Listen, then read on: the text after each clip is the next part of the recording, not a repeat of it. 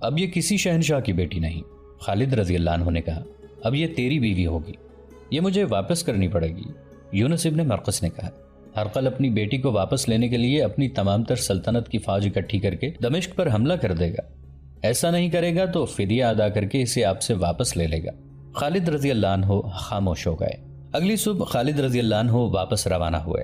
وہ بہت خوش تھے، انہوں نے معاہدہ نہیں توڑا تھا اور اپنا مقصد بھی پورا کر لیا تھا۔ دمشق تک جانے والا راستہ آدھا طے ہوا تھا کہ انطاکیہ کی طرف سے 12-14 گھڑ سوار آئے۔ وہ رومی تھے، ان میں ایک اونچی حیثیت کا معلوم ہوتا تھا۔ وہ خالد رضی اللہ عنہ سے ملنا چاہتا تھا، اسے خالد رضی اللہ عنہ تک پہنچا دیا گیا۔ میں شہنشاہ ہرقل کا ایلچی ہوں، اس نے کہا، اور یہ میرے محافظ ہیں۔ میں امن سے آیا ہوں، اس امید کے ساتھ کہ آپ سے بھی مجھے امن اور دوستی ملے گی۔ کیا پیغام لائے ہو؟ خالد رضی اللہ عنہ نے پوچھا۔ شہنشاہ ہرقل کو اطلاع مل گئی ہے کہ آپ نے ہماری فوج اور دمشق سے ہجرت کرنے والوں پر حملہ کیا ہے، ہرقل کے ایلچی نے کہا۔ شہنشاہ نے آپ کے حملے کے متعلق کچھ نہیں کہا، انہوں نے اپنی بیٹی واپس مانگی ہے اور کہا ہے کہ آپ جس قدر فدیہ طلب کریں گے ادا کیا جائے گا۔ شہنشاہ نے یہ بھی کہا ہے کہ آپ فیاض اور کشادہ ظرف ہیں، اگر آپ فدیہ نہ لینا چاہیں تو میری بیٹی مجھے بخش دیں۔ ہرقل نے خالد رضی اللہ عنہ کو فیاض اور کشادہ ظرف کہہ کر ان کی خوشامد نہیں کی تھی۔ وہی خالد رضی اللہ عنہ جو میدان جنگ میں دشمن کے لیے قہر تھے، میدان کے باہر اتنے ہی حلیم اور فیاض تھے۔ اگر تمہارے شہنشاہ نے بخشش مانگی ہے تو اس کی بیٹی کو بخشش کے طور پر لے جاؤ، خالد رضی اللہ عنہ نے ایلچی سے کہا اور رکابوں پر کھڑے ہو کر بلند آواز سے حکم دیا، رومیوں کے شہنشاہ ہرقل کی بیٹی کو اس کے ایلچی کے حوالے کر دو۔ خدا کی قسم، میں نے تم سب کی طرف سے اسے بخشش کے طور پر چھوڑ دیا ہے۔ ہمیں ہرقل کی سلطنت چاہیے، اس کی بیٹی نہیں۔ ہرقل کی بیٹی اس کے سفیر کے ساتھ چلی گئی۔ یونس ابن مرقس نے ٹھیک کہا تھا کہ ہرقل ہر قیمت پر اپنی بیٹی واپس لے لے گا۔ یونس کو خالد رضی اللہ عنہ نے اپنے حصے کے مال غنیمت میں سے بے انداز انعام دینا چاہا، لیکن اس نے صاف انکار کر دیا اور کہا کہ وہ باقی عمر شادی نہیں کرے گا۔ بعد میں اس نے اپنی زندگی اسلام اور جہاد کے لیے وقف کر دی تھی، لیکن اس کی باقی زندگی صرف 2 سال تھی۔ وہ جنگ یرموک میں شہید ہو گیا تھا۔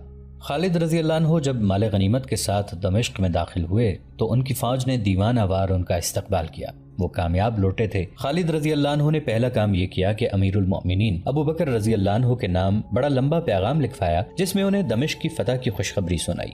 یہ بھی لکھا کہ وہ دمشق میں کس طرح داخل ہوئے تھے اور ابو عبیدہ رضی اللہ عنہ نے کیا غلطی کی تھی۔ انہوں نے تفصیل سے لکھا کہ وہ کس طرح رومیوں کے پیچھے گئے اور ان کے سالاروں توما اور ہرپیس کو ہلاک کیا، اور پھر ہرقل کی بیٹی کس طرح واپس کی۔ مال غنیمت کے متعلق لکھا کہ اس کا 5واں حصہ خلافت کے لیے جلدی بھیج دیا جائے گا۔ خالد رضی اللہ عنہ نے یہ پیغام اکتوبر 634 عیسوی کی پہلی تاریخ بمطابق 2 شعبان 13 ہجری کے روز بھیجا تھا۔ قاصد روانہ ہو گیا۔ کئی گھنٹے گزر گئے تو ابو عبیدہ رضی اللہ عنہ خالد رضی اللہ عنہ کے خیمے میں آئے۔ ابو عبیدہ مغموم تھے۔ خالد رضی اللہ عنہ نے پوچھا کہ ان کا چہرہ ملول کیوں ہے؟ ابن الولید، ابو عبیدہ رضی اللہ عنہ نے بوجھل آواز میں کہا، خلیفہ ابو بکر رضی اللہ عنہ فوت ہو گئے ہیں اور اب عمر رضی اللہ عنہ خلیفہ ہیں۔ خالد رضی اللہ عنہ سن ہو کے رہ گئے اور کچھ دیر ابو عبیدہ رضی اللہ عنہ کے منہ پر نظریں جمائے رہے۔ کب فوت ہوئے؟ خالد رضی اللہ عنہ نے سرگوشی میں یوں پوچھا جیسے سسکیاں لے رہے ہوں۔ 22 جمادی الاخر کے روز، ابو عبیدہ رضی اللہ عنہ نے جواب دیا۔ یہ تاریخ 22 اگست 634 عیسوی تھی۔ حضرت ابو بکر صدیق رضی اللہ عنہ کو فوت ہوئے 1 مہینہ اور 8 دن ہو گئے تھے۔ اطلاع اتنی دیر سے کیوں آئی؟ اطلاع جلدی آ گئی تھی، ابو عبیدہ رضی اللہ عنہ نے جواب دیا۔ مدینہ سے قاصد آیا تو اس نے دیکھا کہ ہم نے دمشق کا محاصرہ کر رکھا ہے۔ اس نے سوچا کہ محاصرے کے دوران یہ اطلاع دے دی تو اپنے لشکر میں کوحرام برپا ہو جائے گا اور اس کا محاصرے پر بہت برا اثر پڑے گا۔ اس نے صرف یہ بتایا کہ مدینہ میں خیریت ہے اور کمک آ رہی ہے۔ 1-2 دنوں بعد اس نے پیغام مجھے دے دیا اور چلا گیا۔ میں نے پڑھا اور یہی بہتر سمجھا کہ دمشق کا فیصلہ ہو جائے تو تجھے اور لشکر کو اطلاع دے دوں۔ ابو عبیدہ رضی اللہ عنہ نے نئے خلیفہ کا خط جو ابو عبیدہ رضی اللہ عنہ کے نام لکھا گیا تھا خالد رضی اللہ عنہ کو دے کر کہا، اور یہ وہ خبر ہے جو میں تجھے لڑائی ختم ہونے تک نہیں دینا چاہتا تھا۔ خالد رضی اللہ عنہ خط پڑھنے لگے۔ یہ خلیفہ عمر رضی اللہ عنہ نے ابو عبیدہ رضی اللہ عنہ کو لکھا تھا۔ خط کچھ یوں تھا، خلیفۃ المسلمین عمر کی طرف سے ابو عبیدہ کے نام، بسم اللہ الرحمن الرحیم، میں تجھے اللہ سے ڈرتے رہنے کی نصیحت کرتا ہوں۔ اللہ لازوال ہے جو ہمیں گمراہی سے بچاتا ہے اور اندھیرے میں روشنی دکھاتا ہے۔ میں تمہیں خالد بن ولید کی جگہ وہاں کے تمام لشکر کا سپہ سالار مقرر کرتا ہوں۔ فوراً اپنی جگہ لے لو۔ ذاتی مفاد کے لیے مومنین کو کسی مشکل میں نہ ڈالنا۔ انہیں اس پڑاؤ پر نہ ٹھہرانا جس کے متعلق تو نے پہلے دیکھ بھال نہ کر لی ہو۔ کسی لڑائی کے لیے دستوں کو اس وقت بھیجنا جب وہ پوری طرح منظم ہو، اور کوئی ایسا فیصلہ نہ کرنا جس سے مومنین کا جانی نقصان ہو۔ اللہ نے تجھے میری آزمائش کا اور مجھے تیری آزمائش کا ذریعہ بنایا ہے۔ دنیاوی لالچوں سے بچے رہنا، کہیں ایسا نہ ہو کہ جس طرح تجھ سے پہلے تباہ ہوئے ہیں تو طمع سے تباہ ہو جائے۔ تو جانتا ہے وہ اپنے رتبے سے کس طرح گرے ہیں۔ اس خط کا مطلب یہ تھا کہ خلیفۃ المسلمین عمر رضی اللہ عنہ نے خالد رضی اللہ عنہ کو سپہ سالاری سے معزول کر دیا تھا۔ اب ابو عبیدہ رضی اللہ عنہ سپہ سالار تھے، بلکہ وہ 1 مہینہ 8 دن پہلے سے سپہ سالار تھے۔ اللہ کی رحمت ہو ابو بکر رضی اللہ عنہ پر۔ خالد رضی اللہ عنہ نے خط ابو عبیدہ کو دے کر کہا، وہ زندہ ہوتے تو میرا یہ انجام نہ ہوتا۔ مورخ یعقوبی اور واقدی لکھتے ہیں کہ اللہ کی تلوار جھک گئی تھی۔ اس رات خالد رضی اللہ عنہ سو نہ سکے، ابو بکر رضی اللہ عنہ کو یاد کرتے اور روتے رہے۔ رات جو خالد رضی اللہ عنہ نے مدینہ سے دور دمشق میں خلیفہ اول ابو بکر رضی اللہ عنہ کی رحلت پر روتے گزار دی تھی، اس رات سے 1.5-2 مہینے پہلے مدینہ پر ماتم کے بادل چھانے لگے تھے۔ امیر المومنین ابو بکر رضی اللہ عنہ ایسی حالت میں ٹھنڈے پانی سے نہا بیٹھے جب ان کا جسم گرم اور پسینے سے شرابور تھا۔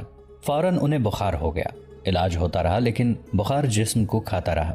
اگر امیر المؤمنین آرام کرتے تو شاید بخار کا درجہ حرارت گر جاتا، مگر بیماری کی حالت میں بھی انہوں نے اپنے آپ کو امور سلطنت میں مصروف رکھا۔ ایک روایت یہ بھی ہے کہ ابو بکر رضی اللہ عنہ نے علاج کرایا ہی نہیں تھا۔ انہیں ایک روز تیمارداروں نے کہا کہ طبیب کو بلا کر علاج کرائیں۔ میں نے طبیب کو بلایا تھا، امیر المؤمنین نے کہا۔ اس نے کہا تھا کہ علاج اور آرام کی ضرورت ہے۔ میں نے اسے کہا تھا کہ میں جو چاہوں گا کروں گا۔ میں نے اسے واپس بھیج دیا تھا۔ علاج کیوں نہیں کرایا امیر المؤمنین؟ آخری منزل پر آن پہنچا ہوں میرے رفیقو، خلیفۃ المسلمین ابو بکر رضی اللہ عنہ نے کہا۔ اللہ نے جو کام میرے سپرد کیے تھے وہ اگر سب کے سب پورے نہیں ہوئے تو میرے لیے یہ اطمینان کیا کم ہے کہ میں نے کوتاہی نہیں کی۔ میں اللہ کے محبوب کے پاس جا رہا ہوں۔ تاریخ گواہ ہے کہ ابو بکر رضی اللہ عنہ نے اپنے 2 سال اور 3 ماہ کے دور خلافت میں معجزہ نما کام کیے تھے۔ رسول کریم صلی اللہ علیہ وآلہ وسلم کی وفات کے فوراً بعد ارتداد کا جو فتنہ تمام سرزمین عرب میں پھیل گیا تھا وہ ایک جنگی طاقت تھی جسے ختم کرنے کے لیے اس سے زیادہ جنگی طاقت کی ضرورت تھی۔ لیکن ابو بکر رضی اللہ عنہ نے تدبر سے اور جنگی فہم و فراست سے مجاہدین اسلام کی قلیل تعداد کو استعمال کیا اور تھوڑے سے عرصے میں ارتداد کے فتنے اور اس کی جنگی طاقت کو ریزہ ریزہ کر دیا۔ اس کے نتیجے میں ان تمام قبیلوں نے جو ارتداد کی لپیٹ میں آ گئے تھے اسلام قبول کر لیا۔ ابو بکر رضی اللہ عنہ نے آنے والے مسلمان حکمرانوں، امراء اور وزراء کے لیے یہ سبق ورثے میں چھوڑا کہ ان میں بے لوث جذبہ ہو، اقتدار کی ہوس اور کوئی ذاتی مفاد نہ ہو تو پوری قوم مجاہدین کا لشکر بن جاتی ہے، اور قوم کی تعداد کتنی ہی کم کیوں نہ ہو وہ کفر کی چٹانوں کے دل چاک کر دیا کرتی ہے۔ یہ سربراہ سلطنت پر منحصر ہے کہ قوم فتح و کامرانی کی رفتوں تک جاتی ہے یا ذلت و رسوائی کی اندھیری کھائیوں میں۔ ارتداد کے علاوہ بھی کہیں بغاوت اور کہیں شورش تھی۔ خلیفہ اول ابو بکر رضی اللہ عنہ نے ہر سو امن و امان قائم کر دیا تھا۔ فتنہ و فساد نہ رہا، بغاوت اور شورش نہ رہی تو ابو بکر رضی اللہ عنہ نے انتہائی جرت مندانہ فیصلہ کیا۔ انہوں نے مجاہدین کو فارس جیسی شہنشاہی کے خلاف اور پھر اسی جیسی دوسری بڑی جنگی طاقت کے خلاف بھیج دیا۔ مجاہدین نے کسرا کی طاقت کو کچل کر اس کے بے شمار علاقے کو اسلامی سلطنت میں شامل کر لیا، پھر قیصر روم کی فوج پر دہشت بن کر چھا گئے اور اس کے کئی علاقے اسلامی سلطنت میں آ گئے۔ کسرا بھی اور قیصر بھی اپنے آپ کو ناقابل تسخیر سمجھتے تھے۔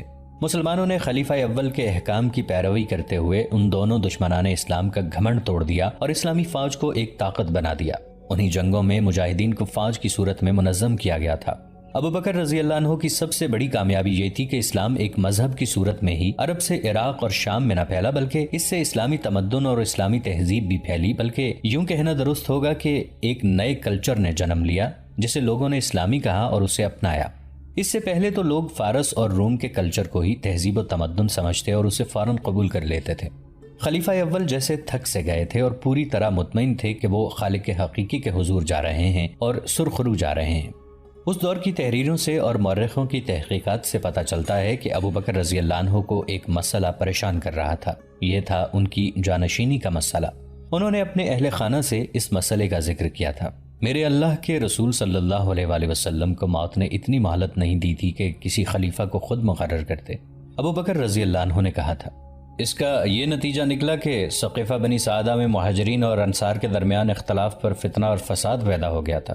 یہ تو اللہ کو منظور نہ تھا کہ اس کے رسول صلی اللہ علیہ وآلہ وسلم کی امت، جس کی تعداد ابھی بہت تھوڑی ہے، آپس میں لڑ کر ختم ہو جائے۔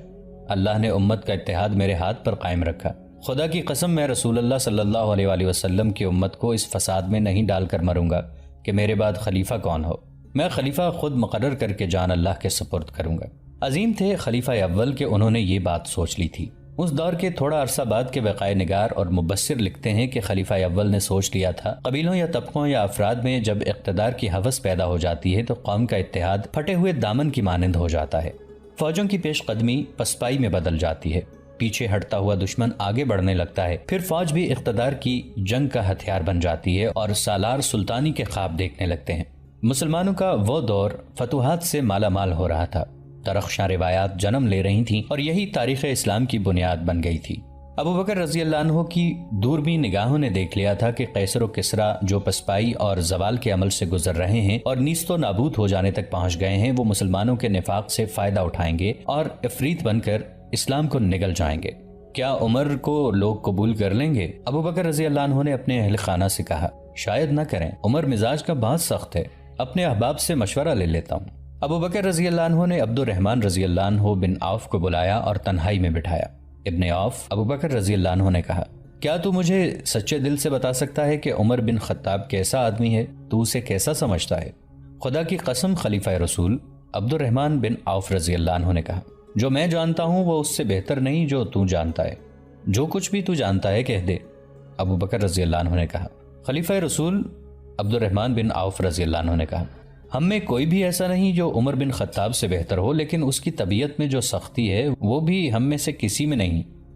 رائے میری بھی یہی ہے ابن عوف۔ ابو بکر رضی اللہ عنہ نے کہا، تم سب کو عمر کی سختی اس لیے زیادہ محسوس ہوتی ہے کہ میرے مزاج میں بہت نرمی ہے۔ کیا ایسا نہیں ہوگا کہ اپنے بعد خلافت کا بوجھ اس کے کندھوں پر ڈال دوں تو اس کی سختی کم ہو جائے؟ ایسے ہی ہوگا۔ کیا تو نے نہیں دیکھا کہ میں کسی پر سختی کرتا ہوں تو عمر اس کے ساتھ نرمی سے پیش آتا ہے، اور میں کسی کی کوتاہی یا غلطی پر اپنا رویہ نرم رکھتا ہوں تو عمر اس پر سختی کرتا ہے۔ وہ سمجھتا ہے کب سختی اور کب نرمی کی ضرورت ہے۔ بے شک ایسا ہی ہے، عبد الرحمن رضی اللہ عنہ نے کہا۔ خلیفہ رسول، بے شک ایسا ہی ہے، اس بات کا خیال رکھنا ابو محمد۔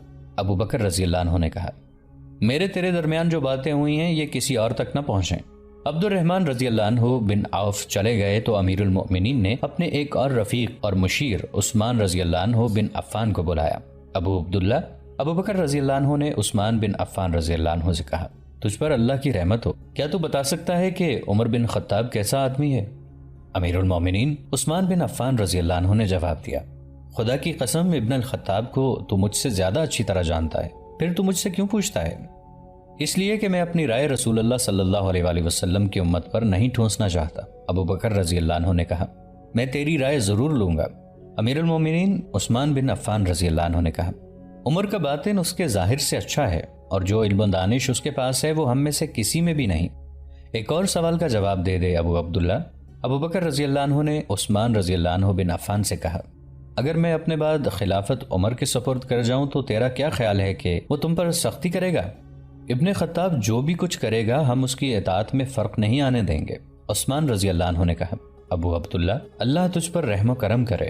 ابو بکر رضی اللہ عنہ نے کہا، میں نے جو تجھے کہا ہے اور جو تو نے مجھے کہا ہے یہ کسی اور کے کانوں تک نہ پہنچے۔ ابو بکر رضی اللہ عنہ نے کئی اور صحابہ کرام سے عمر رضی اللہ عنہ کے متعلق رائے لی، ان میں مہاجرین بھی تھے، انصار بھی۔ ابو بکر رضی اللہ عنہ نے ہر ایک سے کہا تھا کہ وہ کسی اور سے اس گفتگو کا ذکر نہ کرے، لیکن یہ معاملہ اتنا اہم تھا کہ انہوں نے ایک دوسرے کے ساتھ بات کی۔ یہ آئندہ خلافت کا معاملہ تھا اور صحابہ کرام کے لیے مسئلہ یہ تھا کہ ابو بکر رضی اللہ عنہ عمر رضی اللہ عنہ کو خلیفہ مقرر کر رہے تھے۔ عمر رضی اللہ عنہ سخت طبیعت کے مالک تھے، ان کے فیصلے بڑے سخت ہوتے تھے اور وہ بڑی سختی سے ان پر عمل کراتے تھے۔ ان سب نے ایک وفد اس مقصد کے لیے بنایا کہ ابو بکر رضی اللہ عنہ کو قائل کریں کہ عمر رضی اللہ عنہ بن خطاب کو خلیفہ مقرر نہ کریں۔ جب یہ وفد خلیفہ اول کے پاس گیا تو وہ لیٹے ہوئے تھے، بخار نے انہیں اتنا کمزور کر دیا تھا کہ اپنے زور سے اٹھ بھی نہیں سکتے تھے۔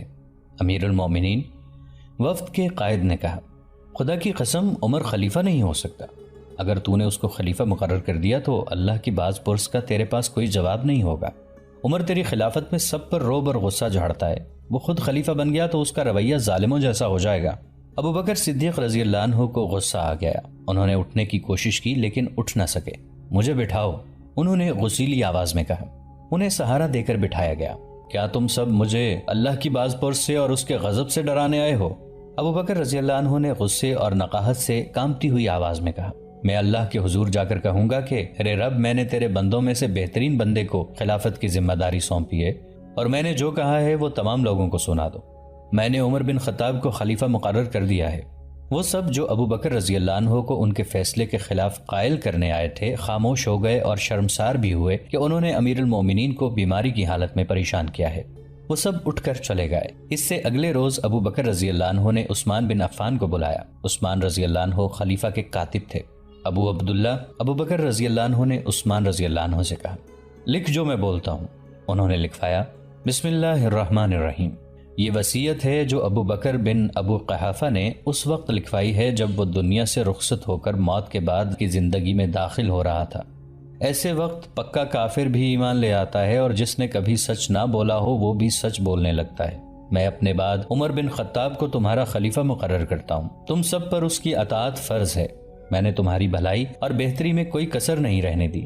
اگر عمر نے تم پر زیادتی کی اور عدل و انصاف نہ کیا تو وہ ہر انسان کی طرح اللہ کے حضور جواب دہ ہوگا۔ مجھے امید ہے کہ عمر عدل و انصاف کا دامن نہیں چھوڑے گا۔ میں نے جو فیصلہ کیا ہے اس میں تمہاری بھلائی اور بڑائی کے سوا اور کچھ نہیں سوچا۔ وصیت لکھواتے لکھواتے ابو بکر رضی اللہ عنہ پر غشی طاری ہو گئی تھی۔ انہوں نے یہاں تک لکھوایا، میں اپنے بعد عمر بن خطاب کو، اور وہ غشی میں چلے گئے۔ عثمان بن عفان رضی اللہ عنہ نے خود یہ فقرہ مکمل لکھ دیا، تمہارا خلیفہ مقرر کرتا ہوں، تمہارا خلیفہ مقرر کرتا ہوں، تم سب پر اس کی اطاعت فرض ہے۔ میں نے تمہاری بھلائی اور بہتری میں کوئی کسر نہیں رہنے دی۔ ابو بکر رضی اللہ عنہ ہوش میں آ گئے۔ ابو عبداللہ ابو بکر رضی اللہ عنہ نے کہا، پڑھ جو میں نے لکھوایا ہے۔ عثمان بن عفان رضی اللہ عنہ نے پڑھ کر سنایا۔ اللہ اکبر۔ ابو بکر رضی اللہ عنہ نے کہا، خدا کی قسم جو تو نے سوچ کر لکھا ہے وہ سوچ غلط نہیں تھی۔ تو نے یہ سوچ کر عبارت پوری کر دی کہ میں غشی کی حالت میں ہی دنیا سے رخصت ہو گیا تو نامکمل وصیت خلافت کے لیے جھگڑے کا باعث بن جائے گی۔ بے شک امیر المومنین عثمان بن عفان رضی اللہ عنہ نے کہا، میں نے یہی سوچ کر عبارت مکمل کر دی ہے، اللہ تجھے اس کی جزا دے۔ ابو بکر رضی اللہ عنہ نے کہا۔ انہوں نے عثمان بن عفان کے الفاظ نہ بدلے اور وصیت مکمل لکھوا دی۔ مجھے اٹھا کر مسجد کے دروازے تک لے چلو، امیر المومنین نے کہا۔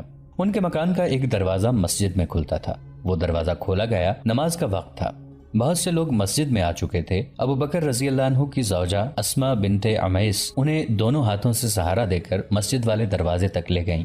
نمازیوں نے انہیں دیکھا تو متوجہ ہوئے۔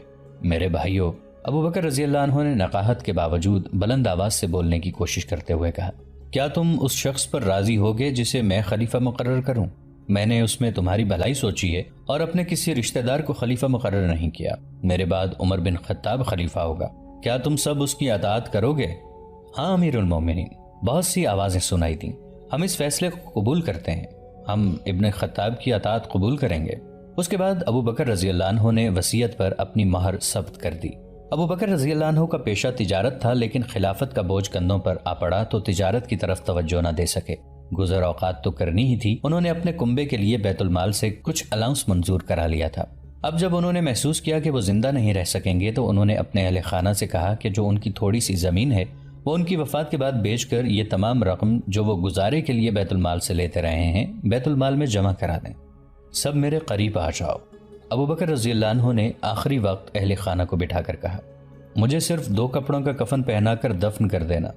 تم دیکھتے رہے ہو کہ میں ایک ہی کپڑا پہنا کرتا تھا، اس کے ساتھ ایک کپڑا اور ملا لینا، ان کپڑوں کو پہلے دھو لینا۔ ہم 3 نئے کپڑے لے سکتے ہیں۔ عائشہ رضی اللہ عنہ نے کہا، کفن 3 کپڑوں کا ہوتا ہے؟ نہیں عزیز بیٹی۔ ابو بکر رضی اللہ عنہ نے کہا، کفن تو اس لیے ہوتا ہے کہ جسم سے کوئی مواد اور نمی نکلے تو اسے کفن چوس لے۔ کفن پرانے کپڑوں کا ہوا تو کیا، نئے کپڑے پہننے کا حق زندہ لوگوں کا ہے۔ مجھے غسل اسما بنت عمیس یعنی ان کی زوجہ دیں گی، اگر اکیلے غسل نہ دے سکے تو اپنے بیٹے کو ساتھ لے لے۔ اتنے میں اندر اطلاع دے دی گئی کہ عراق کے محاذ سے مسنا بن حارثہ آئے ہیں۔